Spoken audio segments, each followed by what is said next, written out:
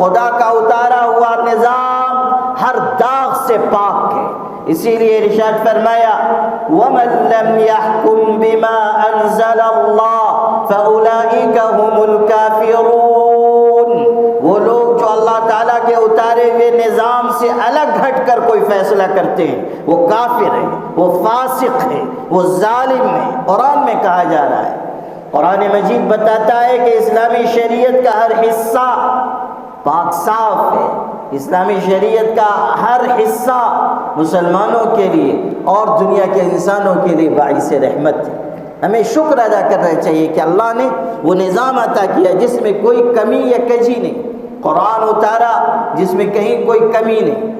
سورہ کہف اس کی پہلی آیت میں ہی اللہ نے ارشاد فرمایا الحمدللہ الذی انزل علی عبدہ الکتاب ولم یجعل لہ عوجا۔ اللہ کا شکر ہے کہ جس نے کتاب اتاری اور اس میں کوئی کجی اور کمی نہیں رکھی۔ قرآن سے بڑھ کر کوئی کتاب نہیں اور شریعت مصطفی سے بڑھ کر کوئی شریعت اور کوئی نظام نہیں۔ اللہ تعالیٰ نے ایسا صاف ستھرا نظام عطا فرمایا ہے کہ جس پر عمل کر کے دنیا کی بھی بہتری اور آخرت کی کامیابی حاصل کی جا سکتی ہے۔ اور مسلمانوں، اللہ کے دیے ہوئے اس نظام کی قدر کرو، اللہ کے دیے ہوئے اس نظام پر عمل کرو۔ شریعت اس لیے نہیں ہے کہ اس کو کتابوں میں لکھ دیا جائے، شریعت اس لیے نہیں ہے کہ اس کے احکامات زبان سے بیان کر دیے جائیں، شریعت اس لیے ہے کہ اس پر عمل کیا جائے، شریعت کے ایک ایک حصے کو زندگی میں اتارا جائے۔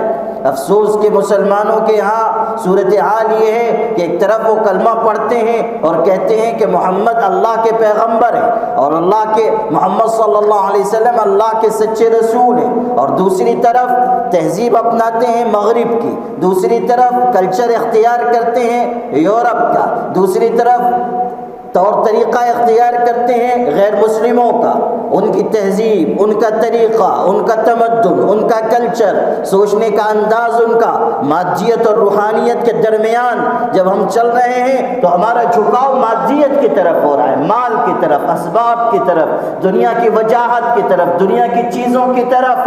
اور قرآن اعلان کر رہا ہے بل تؤثرون الحیات الدنیا والآخرة خیر وابقى ان هذا لفی الصحف الاولى صحف ابراہیم وموسیٰ۔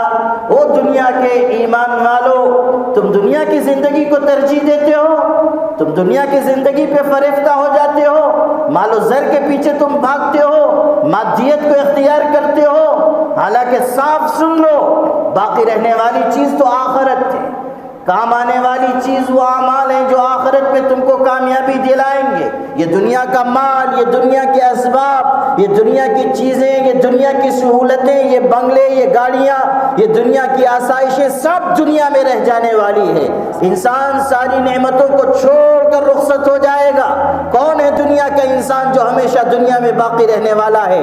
بڑے بڑے بادشاہ آئے، بڑے بڑے سلاطین آئے، بڑے بڑے حکمراں آئے، بڑے بڑے نواب پیدا ہوئے، دنیا میں ایسے لوگ بھی آئے جن کے کپڑوں پر کوئی داغ نہیں لگتا تھا، دنیا میں وہ لوگ بھی آئے کہ جن کے پیچھے چلنے والے ہزاروں لوگ تھے، عالی شان محلوں میں رہنے والے، لیکن آج ان کا نام و نشان دنیا میں باقی نہیں ہے۔ کہاں گئے وہ؟ کہاں ہے فرعون اور اس کی حکومت؟ کہاں ہے نمرود اور اس کی بادشاہت؟ کہاں ہے دنیا کے بڑے بڑے عمراء اور بادشاہ؟ یہ آپ کے قریب میں نظام اسٹیٹ قائم ہوا اور کتنے تمطراق کے ساتھ، کتنے شان و شوکت کے ساتھ یہ نظام حکومت چلی، اور لوگ یہ سمجھتے تھے کہ کبھی اس پر زوال نہیں آئے گا۔ لیکن خدا کا نظام ہے، وہ جب چاہتا ہے اقتدار دیتا ہے اور جب چاہتا ہے اقتدار واپس لے لیتا ہے۔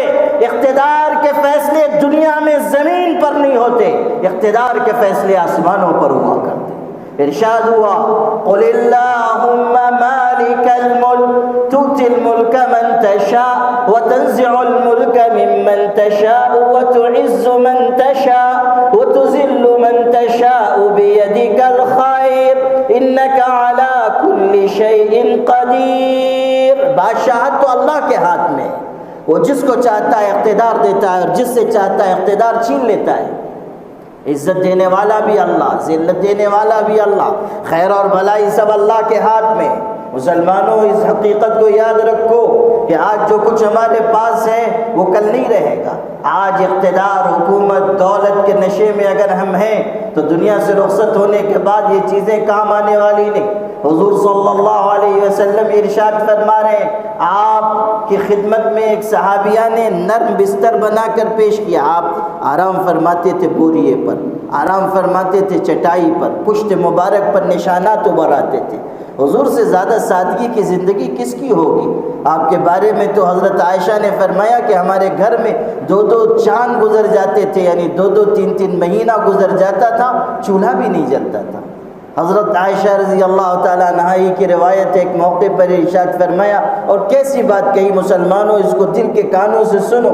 ارشاد فرمایا کہ ما شبع آل محمد من خبز الشعیر یومین متواصلین حتی قبض، کہ حضور نے اور ان کے گھر والوں نے حضور کی وفات تک کبھی 2 روز لگاتار جو کی روٹی بھی پیٹ بھر کر نہیں کھائی۔ 2 روز لگاتار کبھی جو کی روٹی بھی پیٹ بھر کر نہیں کھائی۔ حضور نے اس طرح کی سادگی کی زندگی گزاری۔ حضرت عمر جیسا مضبوط دل کا انسان ملنے کے لیے گیا، حضور آرام کر رہے تھے، لیٹے ہوئے تھے، کرتا اترا ہوا تھا۔ حضرت عمر کو دیکھ کر بیٹھ گئے، بوریے پر آرام کر رہے تھے۔ حضرت عمر کی نظر پڑی کہ حضور کی پشت پر نشانات ہیں۔ حضرت عمر کتنے مضبوط دل کے شخص تھے، مگر رو پڑے، آنکھوں سے آنسو جاری ہو گئے۔ حضرت عمر کو روتا ہوا حضور نے دیکھا تو فرمایا، عمر کیوں روتے ہو؟ حضرت عمر نے کہا، اللہ کے رسول، آپ کی پشت پر نشانات ہیں، آپ بوریے پر آرام فرماتے ہیں۔ قیصر و کسریٰ یہ کافر بادشاہ بڑے بڑے محلوں میں رہتے ہیں، آرام دہ بستروں پر سوتے ہیں، اور آپ اللہ کے پیغمبر، آپ بوریے پر آرام کرتے ہیں۔ یہ دیکھ کر مجھ کو رونا آ گیا۔ حضور صلی اللہ علیہ وسلم نے کتنی خوبصورت بات کہی، فرمایا، اما ترضى ان تكون لهم الدنيا وان تكون لنا الاخرہ۔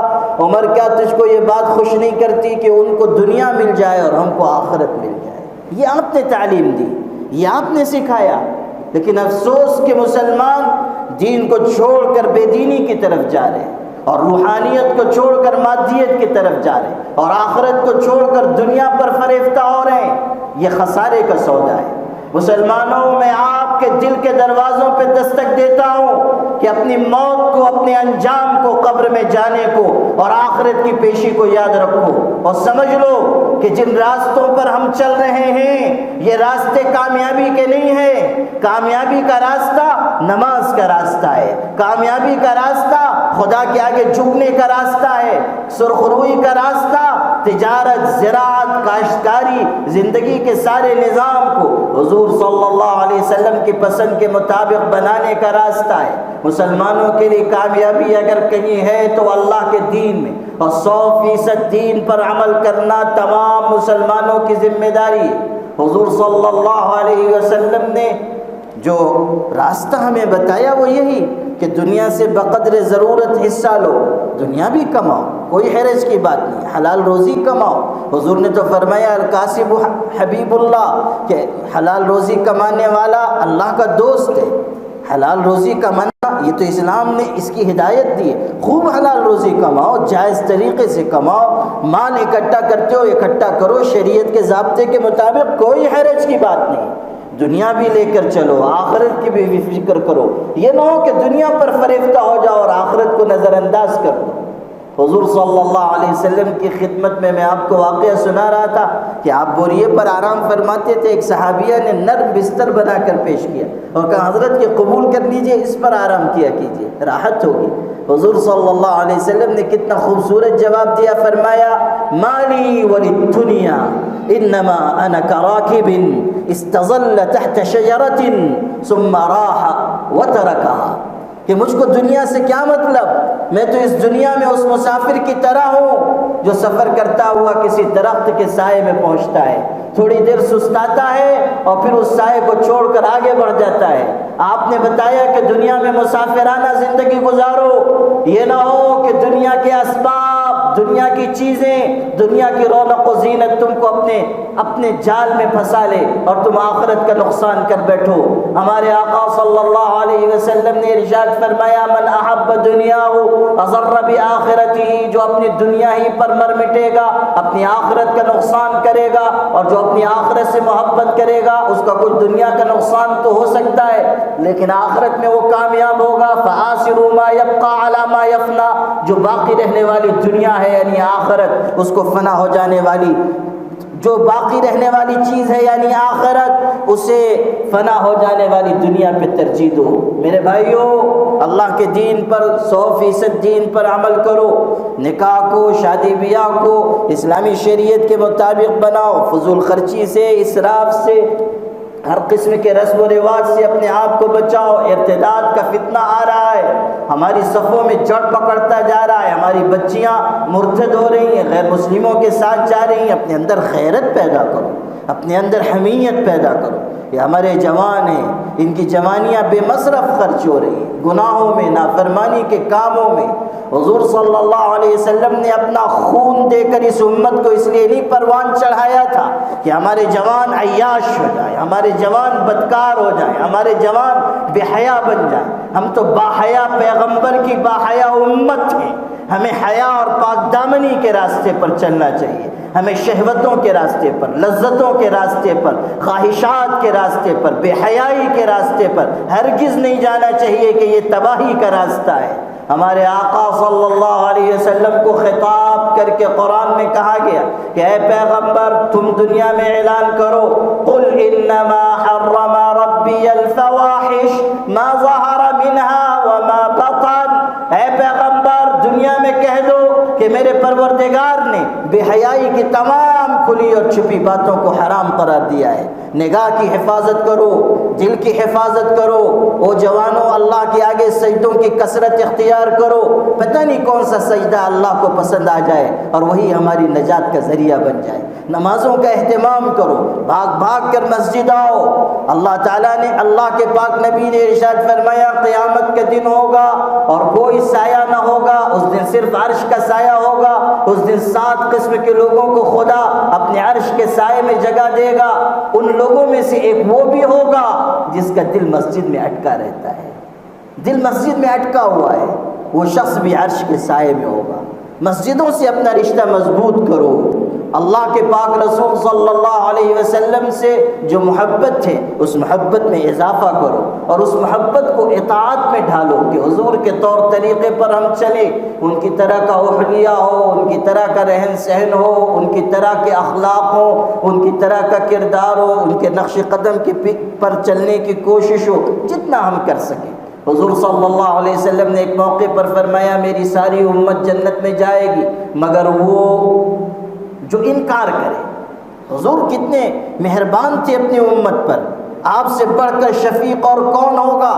حضرت عائشہ رضی اللہ عنہا نے کوئی خدمت حضور کی آپ خوش ہو گئے۔